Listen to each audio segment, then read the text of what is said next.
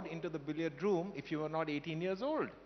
And it was a place, it was always next to the bar in a club.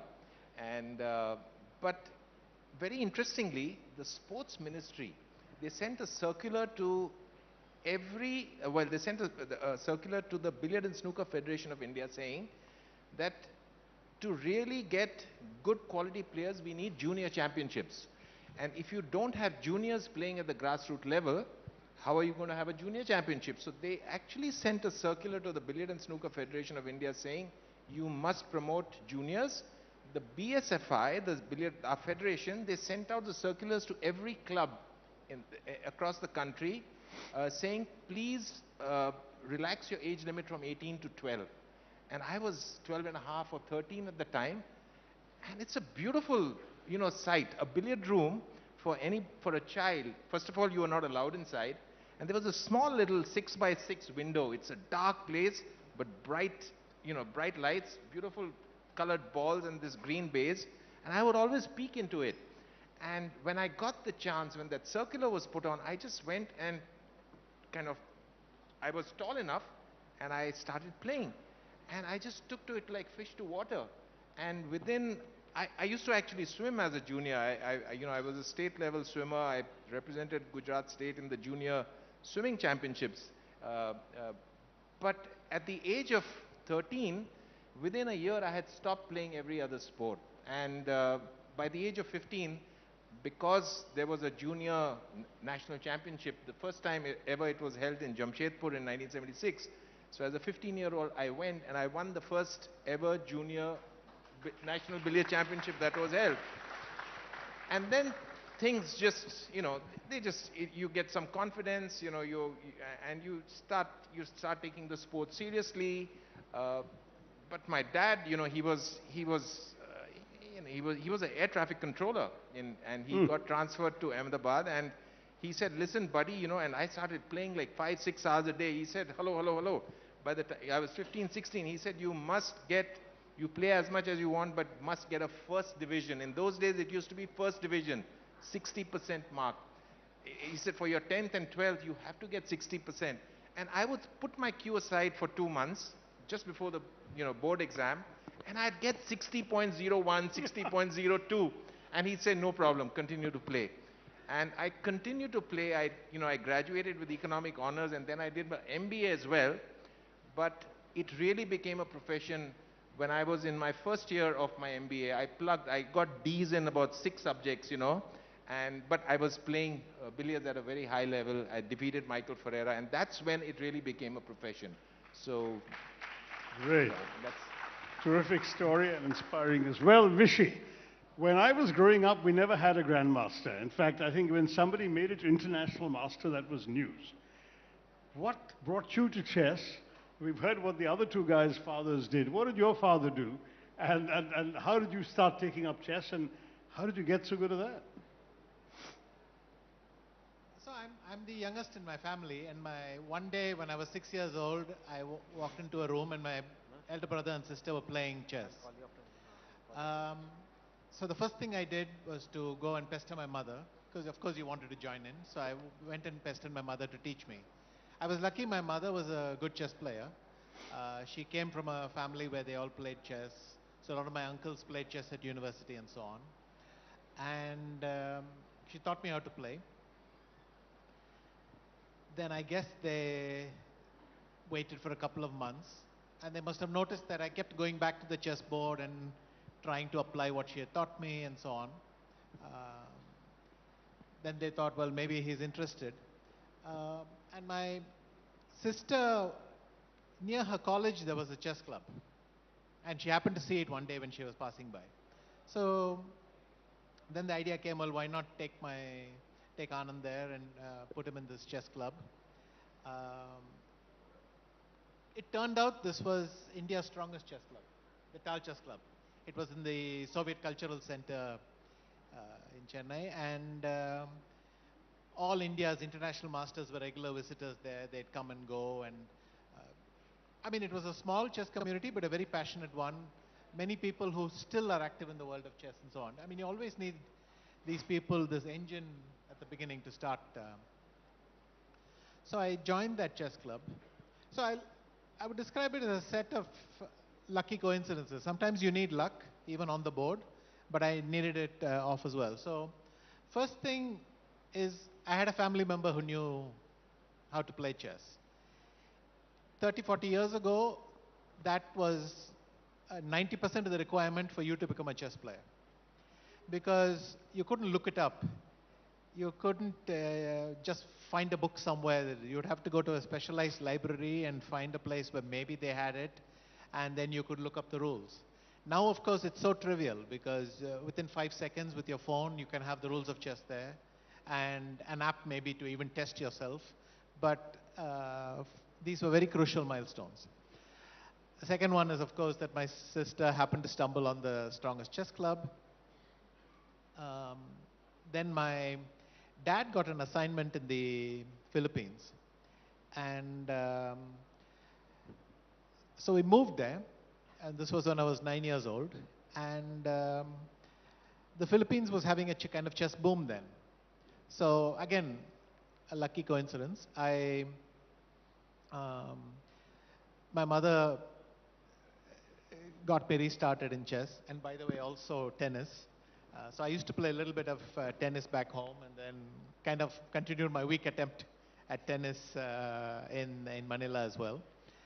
And but the chess thing was harder to find. So my mother did one thing.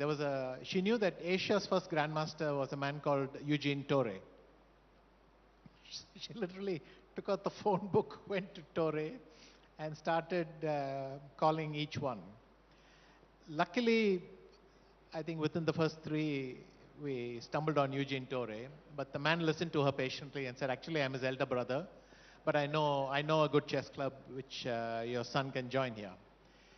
More important, the Philippines actually had a daily chess show on TV where they would show a game that had been played somewhere around the globe. So this was fantastic because you didn't have access to these games. But they would find a game played somewhere around the globe. They would show it to the audience with explanation. They would analyze it and then say, this is the reason this grandmaster did this and that, and so really high-level education. And at the end of the show, they would give a puzzle. You had to solve it and mail in your answer. At the end of the next show, they would put all the correct answers that they'd received into a box. In would go the hand. They'd pull one envelope out, and that person was called to the show after that. So we entered a couple of these shows. And by the way, I was at school. So the show was always between 2 and 3 in the afternoon. I was at school. My mother would watch the program. She would write down everything they said about that game. Then she would note down the puzzle. And when I came back after I finished my homework, she would show it to me. So both my parents were very supportive, but hard to emphasize just how much my mother and accompanying me everywhere, taking me to all sorts of tournaments and so on. So very crucial part. Eventually we won a prize, then we won it again, and I think after I won 5 or 6, and the prize was always a chess book, which was very, very valuable. So I think after I won several attempts, they invited me to the back of the studio where they had their library, and they said, help yourself to all the books you want, but please don't send any more answers. And when I got back from the Philippines, I went back to the same chess club and continued. I then remained a strong junior, one of the strong juniors in Tamil Nadu for a couple of years, with no real sign of breaking away. Then in 1983, I played, during the summer holidays, I played a tournament in the chess club, and then I went to the national team championship. Somebody, in fact, SP Balasubramaniam had sponsored a team of juniors to go and play in the team championship. An exception is made for us. And I started winning everything, and I still don't know why exactly. Suddenly my level jumped. So I won this tournament. I won the top board prize in Bombay. And then I got a chance to go for the national level. I qualified. So within the space of 3 months, I went from becoming a decent junior to being able to represent India everywhere in the sub-junior, junior and men's events. A magical, really magical period where doors opened and suddenly I got to play at a very high level. Two quick things to wrap up. A similar thing happened in '87 where I finished my school exams. So just like Geet, I had to stop chess for 3 months to catch up. I wrote my exams and then I started to play chess again.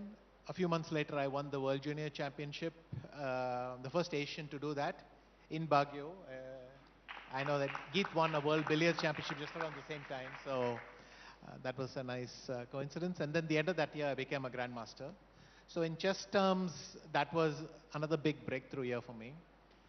And the question of when I decided to become a chess player, I think I probably decided to become a chess player at the age of 6, and I was dreading the moment when I would find a good reason that I should not continue, but it never came.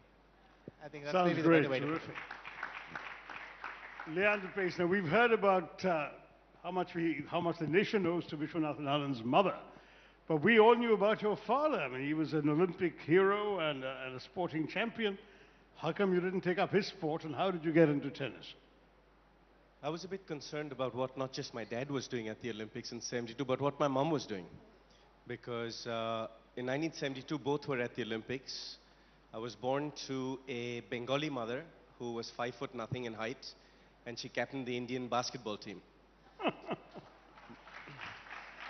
Mother, like most Indian women, have great intuition, great leaders of the pack. My mom knew every single teammate's children's birth dates, and she just kept the team together.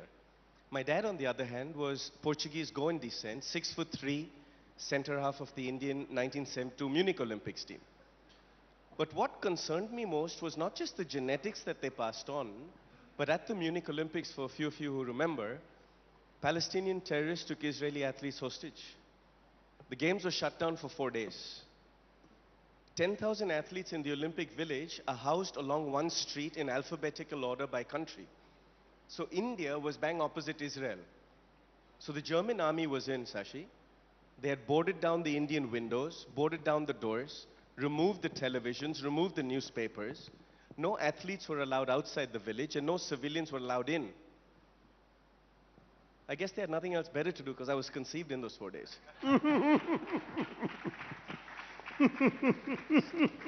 So I was born on the 17th of June, 1973, for a few of you who want to do the math. But being born to a Bengali mother and a Goan dad, I was born with these legs.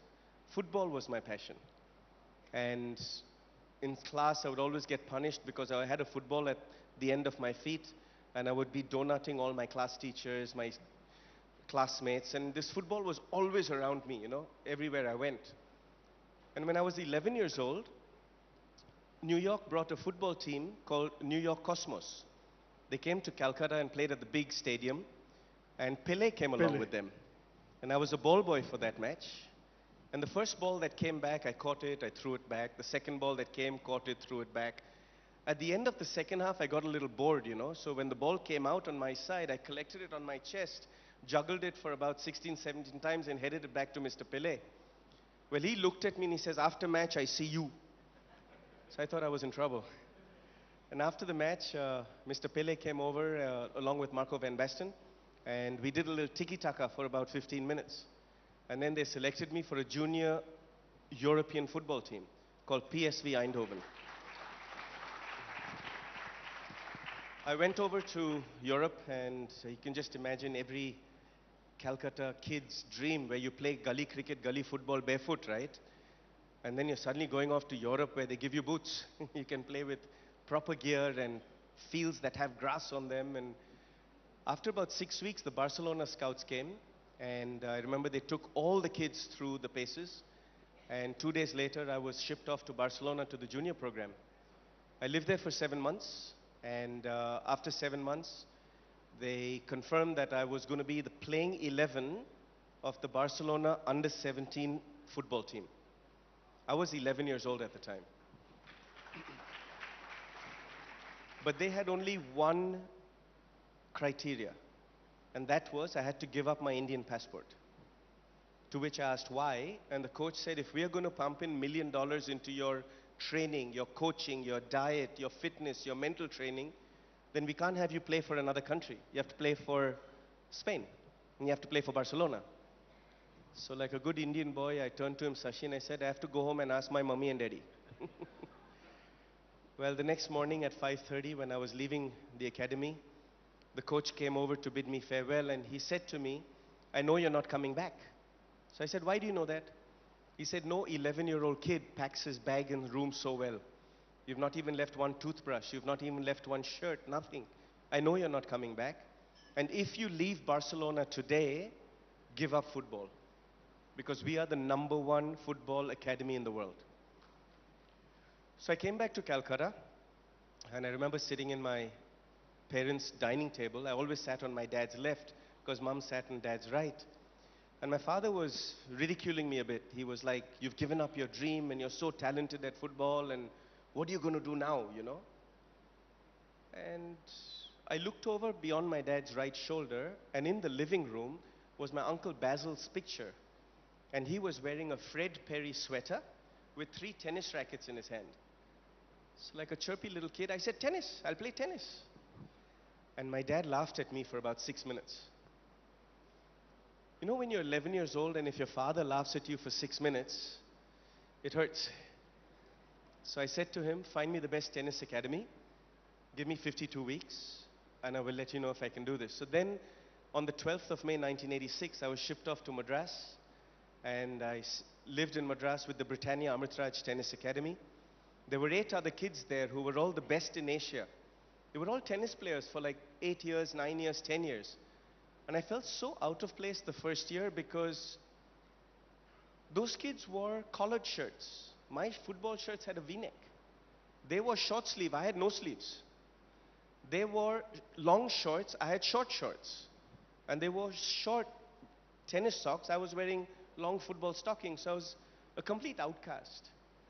And every day they would beat me 6-love in practice.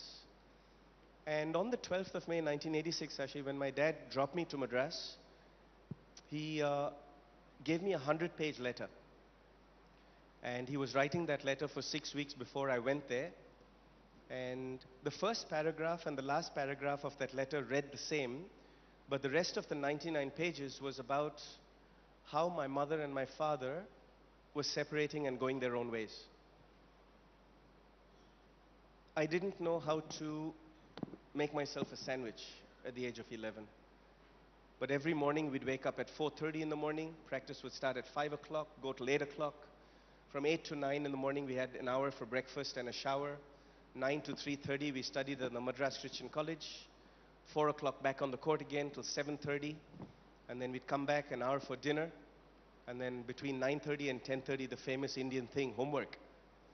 And then at 10:30 when the boys would go to sleep, I would put candles in front of a full-length mirror that I requested for. I'd lock my door of my bedroom, and I'd do 10,000 skips every night. I'd do 300 push-ups every night. I'd do 3,500 sit-ups every night. And that took 1 hour. And the second hour, I shadow practiced my forehand down the line, backhand cross court, topspin forehand, slice backhand, quick volleys, low volleys, and then smashes. And then after I'd finished that, after 2 hours, I'd sit up and read my parents' letter. And I would not sleep much that first year. I cried myself to bed for 365 days. Until I realized that tennis was the only vehicle I had to become a man. And that's what that first paragraph and the last paragraph said. My dad said, tennis is your vehicle to become a man. I blamed myself as a young boy for my parents' separation. I held myself very responsible for the hardships that my 2 sisters were going through and my parents were going through. So those years, 1986, 1987, 1988, were really tough. But after 5 years of this hard work, I won Wimbledon for you for the first time.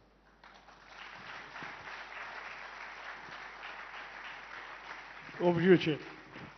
Oh, these are incredible stories. What questions? I mean, we're supposed to talk about sports policy and Olympics now. Okay, we'll talk. Yeah, I have some questions. Let me just ask one, and all of you please give your views. Uh, Firstly, how do you feel overall India's Olympic performances? Is it you feel we are doing quite well, or compared to the stature of the country, our medals haul not as great? And specifically, how in some sports in Olympics have a lot more medals than others? Like hockey, there's a whole team of people, but there's finally one medal. But swimming, I don't know, there are dozens of medals. Diving, there are lots of medals. Gymnastics, there are lots of medals. And we haven't won in those. A big, like, so why is it, do you think, in your own individual views, we haven't been able to crack those sports? And what's your overall thing on how are we doing on Olympics? And some of you with Olympic Gold Quest are super associated with this cause. So we'd love your thoughts on that one by one. Let's start in the other direction now, from Leander till Prakash sir. My thought process on the question you asked about winning medals comes to geographical genetics. What is geographical genetics? The tremendous respect I have for all these amazing sons of the soil here is because each of them are self-made men. And I think if we looked at our entire country, most of our young women who have won or been on podiums or won medals or been in world championships are all self-made.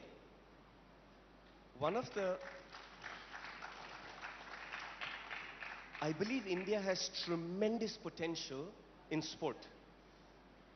And I believe that India can be a powerhouse as a nation by using sport to empower the youth, using sport to empower a quality of life. The session before us was about quality of life, and I was sitting there and seeing how relevant these champions on the dais are. If we learned the lessons of how they mastered their craft, but more importantly, how they mastered mental health, emotional health, physical fitness. I feel by imparting that knowledge to the youth and scouting talent at a young age, I believe in India we start very late with our talent. We're waiting until we're 8 years old, 10 years old, 12 years old, 15 years old. I mean, I would have loved to have played Wimbledon with Vishy Anand if he had taken to tennis, right? Can you imagine that partnership? His brains and my brawn would have been pretty good. But if we can, as a nation, look at sports science about testing DNA, genome testing, and looking at a child's potential height, potential bone density, potential muscle density, and by the age of 8 or 9, putting them into disciplines that fit their geographical genetics.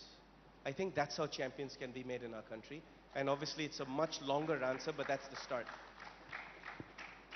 Sir, Rishi sir.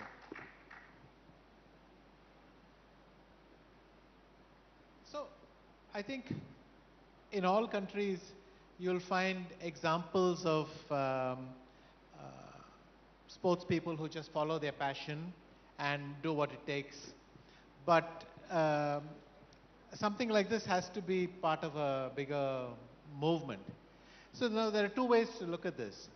One is a highly specialized model where there exist institutions that first identify talent and then funnel them in the proper direction and so on. But actually I believe a more natural model is a country where people passionately and enthusiastically engage in sport. 99% of them are not trying to win medals. It's just playing sport and enjoying sport is seen as a healthy part of growing up.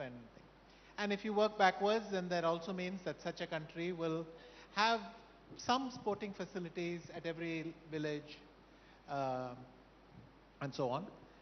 And you can, the affection for the sport, the passion for the sport will be passed down generations. It will pass down culturally. And that's enough. This eventually, if you think of a pyramid model, then at the top you will get some fantastic excellence.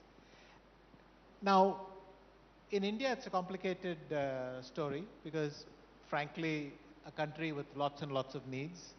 Um, the area I'm working on, or being part of, with let's say Olympic Gold Quest, is at the top, where we try to identify talent and then see, how do we support them to, um, do the best they can and get to how they. There, the aim is to take a small group of very talented athletes and ensure that they have the best resources, that they're not handicapped in any way in terms of what's available to them, and get them all the resources they need and help them compete.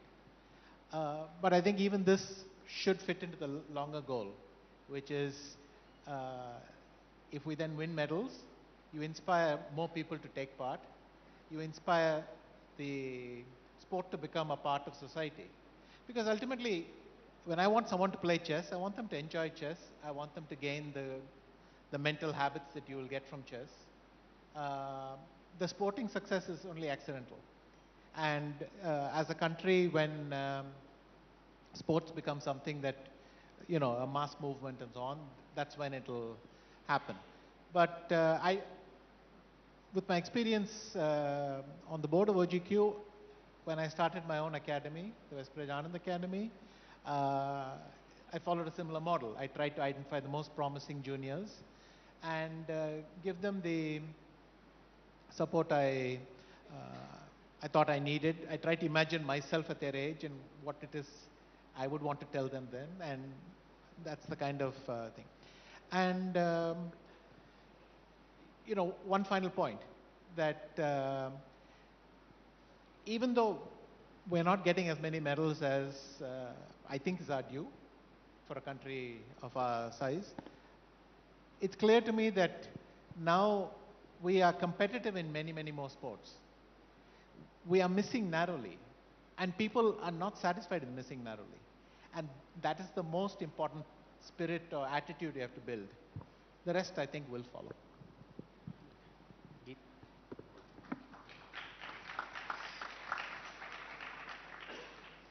So, I think I'm going to take up both what Leander said was about geographic genetics. I believe is a fairly important part of our of the reason why we are not producing caliber performances at the Olympic sporting environment.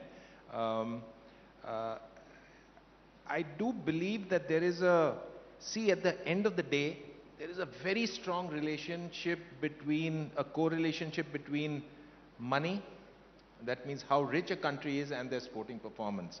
Now, if you analyze that, so yes, the genetic comes in, but finally there's just no money. There's no money to the resources for an athlete. Even if there's a good athlete who's very talented, there's no resources for that talent to be nurtured. Everything 100%, to give 100% to that talent is just not there. Let's say that talent needs, for the sake of argument, 50 crores. It's just 10 crores that's being put into it. And at a world stage where the differences are so minute in performances of 0.001, it takes the balance 40 crores to actually build up that final performance. So socio-economics, genetics, and I have this concept called subconscious self-belief. So it will take another 10 to 20 years when the socio-economic kicks in. Genetics we can't do anything about, but the socio-economics will, the India is progressing, the GDP is going up, we will have money, we will have, OGQs, and we will have lots of other foundations pumping in the money, government will pump in the infrastructure, and we will slowly start getting performances, as we have started in the last 5 or 10 years, the last 2 or 3 Olympics. And then there will be one medal winner.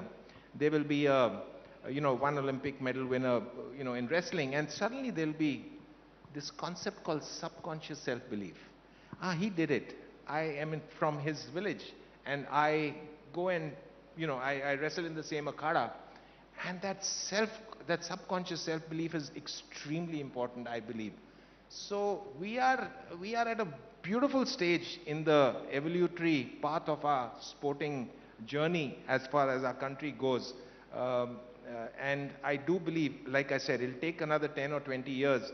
But like Anand said, we are, 20 years ago or 25 years ago, our athletes, I was there in the 2000 Sydney Olympics, and Leander and Mahesh were playing, they were the only two athletes in a contingent of 150 people. There was a wonderful showboat that was organized to take, it was a dinner being hosted for the Indian contingent on this lovely Sydney Harbour showboat. And it was only two pairs of eyes, Mahesh and Leander, who had confidence here. I looked at 140 other, and I interacted with everybody. I looked at 140 other athletes, and their eyes had only despair. And that is what is now changed.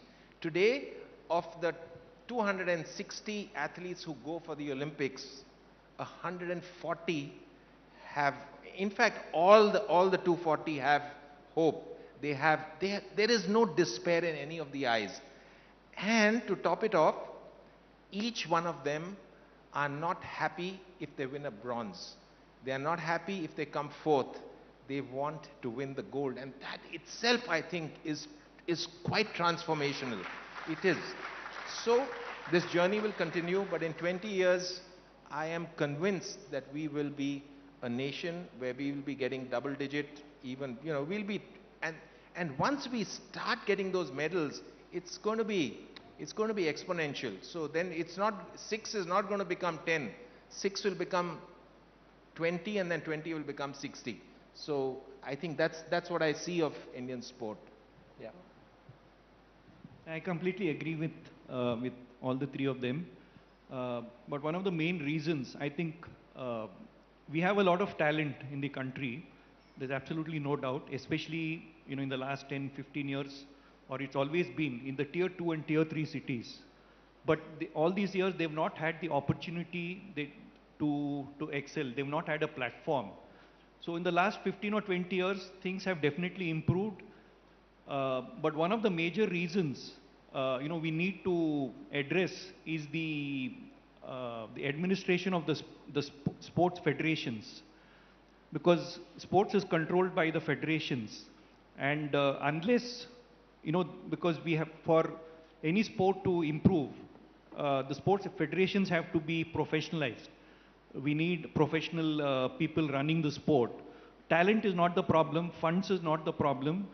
If the federations become more professional, like in some of the countries abroad, especially in Europe and in the US, I feel we definitely have a lot more potential to win more medals. It's definitely not lack of talent. It's definitely not lack of finance now. Maybe 20 years back, yes, we didn't have the funds. But now the government is spending a lot of, people are aware, corporates are willing to support, lot more foundations have come up to support. And earlier, maybe even 10 years back, the support was only after you won the medal. People who won Olympic medals would get recognized. But now, with again the Khelo India program from the government or the scholarship programs which a lot of the foundations have introduced. So none of the the talented, even youngsters, 10, 12-year-olds, if they're really good, they will not go unnoticed. They will start getting support. But that is not enough to get Olympic medals like the Americans do or the Chinese do. For that, the sports federations have to get involved. They need to follow the same program. And things are improving, but like Geet said, it will take a little more time. But we certainly have the talent, and there is every reason to be positive. It may not be, we may not be growing at the pace which we like. And like the moment the sports federations become more active, they become more, they start employing professionals. And if they run like corporates, I see no reason why, we cannot, do well at the Olympics. Well, surely part of the problem is talent spotting, right? Because I mean,